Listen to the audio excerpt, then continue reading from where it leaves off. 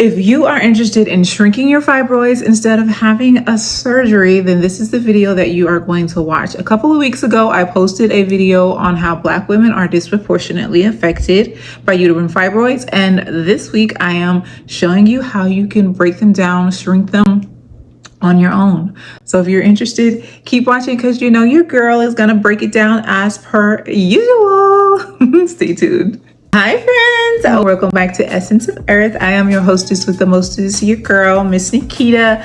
And you guys know over here, we're going to help you improve the quality of your life in some kind of way. Okay, and today's topic is about shrinking those fibroids. What can we do to shrink those fibroids and avoid surgery altogether? Okay, so I'm going to break that down for you. But before I get into the specifics, into the meat of the matter, I want to ask you to join my community here. I'm like 5 away from 800 guys. So go ahead and subscribe, join this community. It's all love over here. Okay, we're friends over here. It's all positivity over here. Okay, we ain't got no time for drama. We over here want to live long life and we want to look good while we're doing it.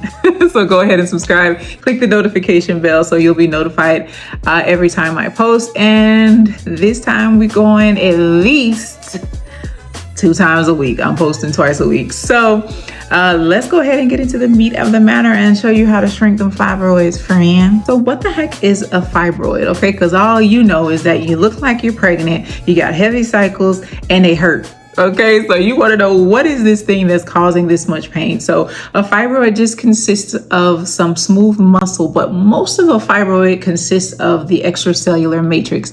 Now you look at your body and you're like, aside from our bones, like what the heck is holding us all together? And when it comes down to your cells and your muscles, you have to thank your extracellular matrix. They're comprised of like fibronectin and collagen and proteoglycan that are sticky and some are spongy, and it allows these muscles, these cells to stick together, right? So when you think about a fibroid, it's comprised of mostly of this extracellular matrix, also with the smooth muscles. And because of this is why the fibroids, they look dense and rubbery. It's what gives them that density, that rubbery and fiber. It's very similar to scar tissue, right? It's like a scar tissue in a ball. Okay, so that's pretty much what a fibroid is comprised of. Now, these fibroids can literally grow to the size of babies and even bigger. And you're walking around here like big and swole. Like, how does this happen? This wonderful process. I know this process shouldn't be this interesting to me, but it definitely is because I love the human body.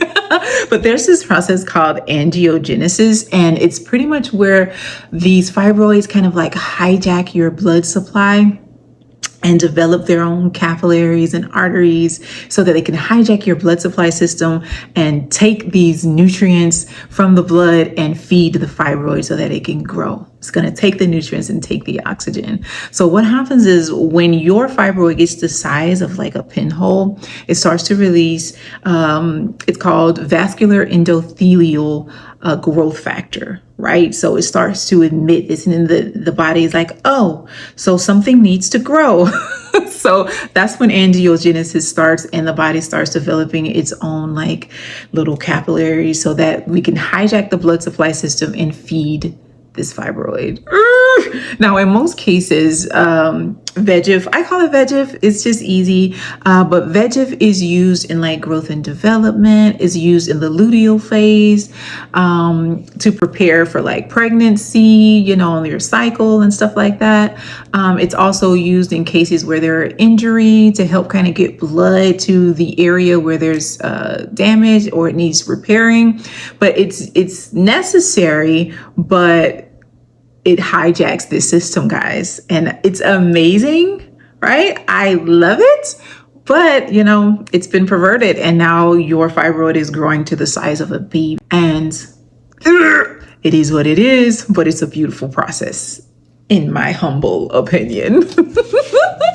Now that we know what's happening and why these fibroids are growing, I am going to do another video because some of the medications, friend, in my little research, I found out there are some medications, okay, that also promote vascular endothelial growth factor. Okay, so some of your medications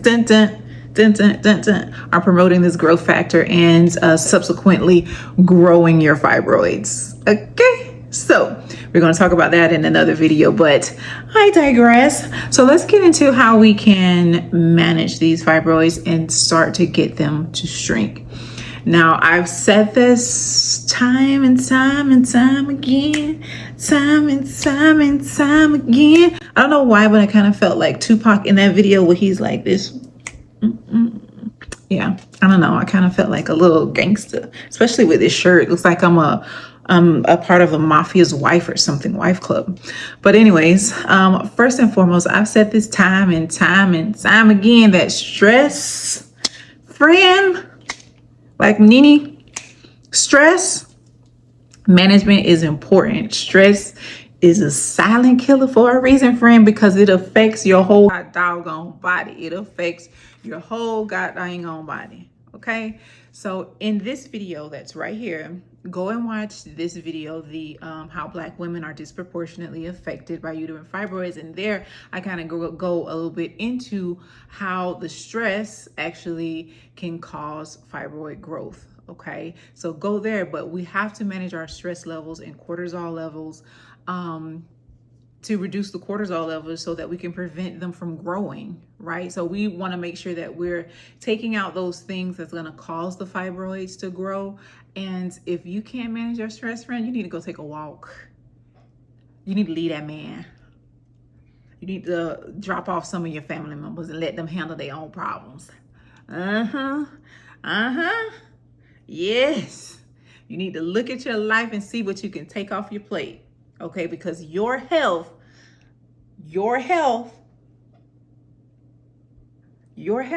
is not worth it. Okay, you ain't gonna mean a doggone thing if you did. Okay, because like I said in another video, once your dad ain't gone, they gonna put their boots on the ground and they gonna be dancing. They gonna eat and they gonna be dancing. They gonna miss you, but they gonna be dancing. They're going to go to the repast. They're going to be laughing, kicking hard. They're going to get drunk and they're going to dance. They're going to boots on the ground 45 minutes after you gone. Okay? So it's not worth it, friend. Get your stress levels under control so we can balance out that progesterone to estrogen, because we know estrogen feeds fibroids. Watch the other video because I talked about that, right? So there's stress management. We got to handle that. And guys, we're moving on to the next thing, birth control. I know they like to give y'all birth control to help y'all manage your cycle and stuff like that, but birth control got estrogen in it. Okay, so the very thing that they're giving you is in some kind of way contributing to your health issues. Okay, and we're not even going to talk about how estrogen also contributes to cancer. Okay, because I'm a survivor of cancer. I'll never get cancer again. That's what I like to say. And estrogen dominance plays a huge role in that. Birth control is not your friend. You need to learn how to track your cycles. You need to get your health in order so you don't have these heavy periods. Get your hormones balanced. Okay, so you don't have to take these birth control pills that have estrogen in it and is wreaking havoc in your body. Okay, now I'm gonna keep on preaching this because I will.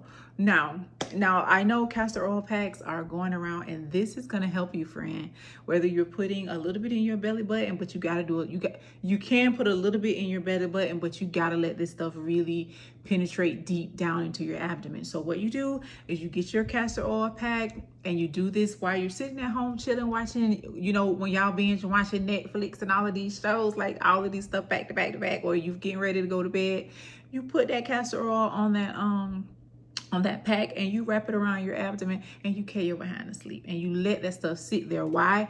When it's being applied to your abdomen, it's anti-proliferative, so it's gonna stop or slow down the growth of those cells, which contributes to the size of your fibroids. It's gonna slow that down. It's going to soften the fibroids and cysts, if you have them, is really going to soften them. It's going to stimulate liver detoxification, right? Because your liver needs to metabolize estrogen. So when people have a lot of estrogen in their body, it is linked to some liver problems. So you want to make sure that your liver is actually functioning. Milk thistle is one that I'm going to talk about later, but milk thistle, but you have to make sure that your liver is functioning properly and metabolizing and getting this excess estrogen out of your body. Okay, so that's going to help you balance your hormones in that way. Doing those castor oil packs are going to help you. They're going to help soften up those fibroids, okay? Because that's what you want. Like I told you, that ECM, that extracellular matrix, is what's binding that fibroid together and keeping it all tangled up. And you have to soften that and break that thing down, okay? And it can be done.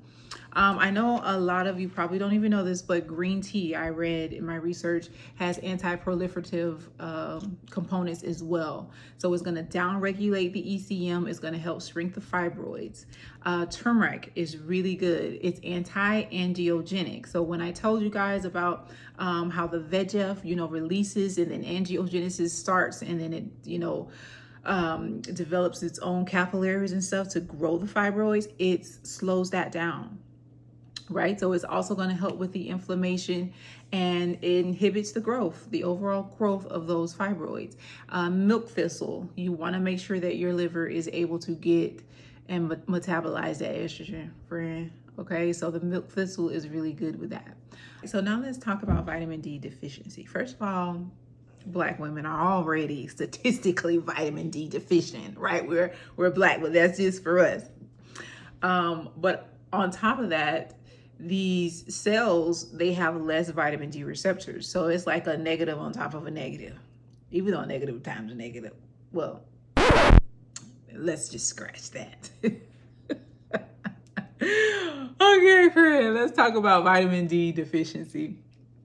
Black women are statistically vitamin D deficient. But on top of that, these cells, they have fewer vitamin D receptors, right? So not only do we lack vitamin D, but what the little that we have, these cells that really need the vitamin D, they can't get it because they have fewer receptors for the vitamin D. So it's just like a lose-lose in this case. So we have to make sure that we're getting our vitamin D because it's anti-inflammatory. It's going to help balancing the hormones.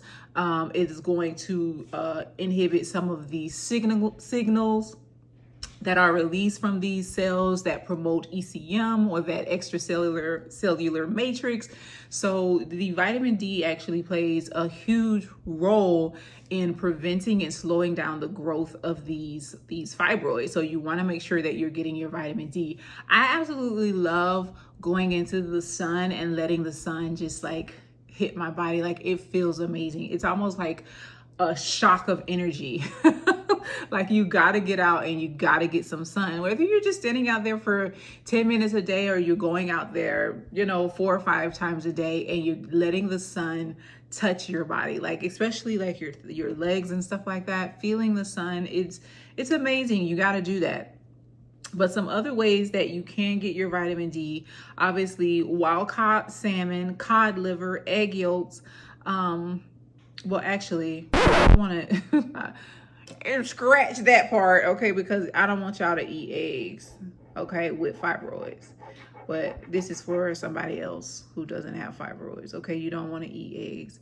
But you want to make sure you're getting the vitamin D3, right? And you want to make sure you're taking it with vitamin K2 and some magnesium, okay? Because you don't want to be taking vitamin D3 without taking a vitamin K2 so it can be directed to where it needs to be. Okay, so make sure you're getting that magnesium along with the vitamin K2, and you're taking the vitamin D3. Okay, now when it comes to the vitamin D3 and that vitamin K2, you also want to make sure that you're taking it with a healthy fatty meal, where maybe you got some avocado or some olive oil in the meal, because these are fat soluble vitamins, so they need fat in order to be absorbed properly. If you just take it with like water or juice or something, you may not really be getting all of the benefits because you may not be absorbing them. And it's like I've said before, it's not what you eat, it's what you can, what your body can absorb.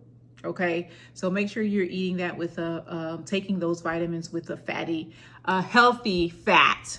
Okay, I'm not going to tell you to go get no hamburger and cheese and take your vitamins. Okay, you want to do it with a healthy fat, so an olive oil, avocado. Take it with your MCT oil, coconut oil. Yeah, you know, like that, friend. You want to get it in like that. All right. So we already talked about the green tea, the turmeric, the milk thistle, but some herbs. We have chaparral. This reduces abnormal cell growth. It actually reduces the ECM as well. It softens up that extracellular matrix that's bonding those fibroids together and making it hard and dense. Okay, it is anti-angiogenic, so it's going to stop and slow down that fibroid from, you know, getting that blood supply to help it grow. It's also going to move the lymphatic system. Now, this is one of the herbs that you want to make sure that you're just not using in larger doses because it can affect the liver negatively. I myself like to swap out these herbs, but in this case, you want to just implement it, but in small amounts. Okay. Now the chaparral, it is in my Lymph I formula. Okay, and a lot of the herbs that I am mentioning are in my Lymph I and my kidney and adrenal tea, which are available for purchase. Okay, I will put the links in the description box below. But these two are designed to, one, help break up cysts and tumors and fibroids. But when you're doing this whole breaking up thing and you're shrinking them, you want to make sure your body is able to move these toxins out of you. So you want to make sure that you're able to move your lymph, but you're also, your kidneys and your adrenals are functioning properly so that these waste can be excreted out of you. If that makes sense, right? So as you're shrinking these fibroids, you want to make sure that your lymphatic system is able to break this stuff down and get these toxins and stuff out of your body. And that leads me to the next herb, which is also in my Lymph I formula, is cleavers. And this is just going to stimulate lymphatic movement. But not only that, it's also great for the kidneys as well. The same with red root. It is very astringent, so it is going to cleanse and really tone and tighten. Drinking lemon as well. Lemon water will do wonders for you as well, whether you can get that lemon in the morning and drink it throughout the day with a little sprinkle of cayenne. That always works. But red root is also like a tumor buster, so it can really break down those tumors and cysts and stuff like that. So that's one that you want to make sure that you take. And again, it is in my my Lymph I formula. You can get it from the link below. Now, you want to take your B complex vitamins. Why? Because it's going to help with the inflammation. It's going to help balance the stress and reduce cortisol and regulate your hormone balance, as well as help with the liver and metabolizing estrogen. And dandelion is going to do the same thing.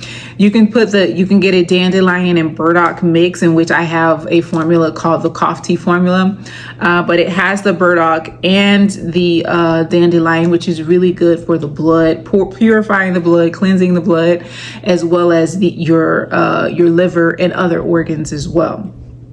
Now, you can take like a seaweed for your thyroid, okay, whether it's kelp, bladderwrack, or sea moss, or sea moss. You can take sea moss too. that's no shade, but you can do it. But kelp is really good too, in addition to sea moss. Okay, bladderwrack is good in addition to sea moss. Okay, it's not just sea moss. Okay, and y'all know I'm about to get on you. Oh wait, before I get on you, red clover is great. Purifies the blood, okay? Softens hard fibroid growth. It helps regulate the hormone, and it drives down what? ECM, the extracellular matrix, the one that you want to break up, right? It's almost like a big knot in your hair. You got to detangle that thing out. You have to soften it up. You got to put that conditioner in there. You gotta let it sit, but eventually that thing starts to soften up. So that's what we're doing with this dang on fibroid in the extracellular matrix. Okay, we loosening it up. Loose the hole, Jesus. Loose them in Jesus' name, I pray. It also is going to help regulate your hormones. Okay. And again, that one is in my Lymph I formula. Poke root. Okay, now this is a lymphatic mover. This is like Jesus's lymphatic mover. I don't know what Jesus, I don't even know why I said that. Okay. Jesus. It's a lymphatic mover, so it's going to break down congestion, hardened tissue, fibrotic tissue, cysts, and things like that. So poke root and red root are like kissing cousins. Why I say kissing cousins, I don't know, but they like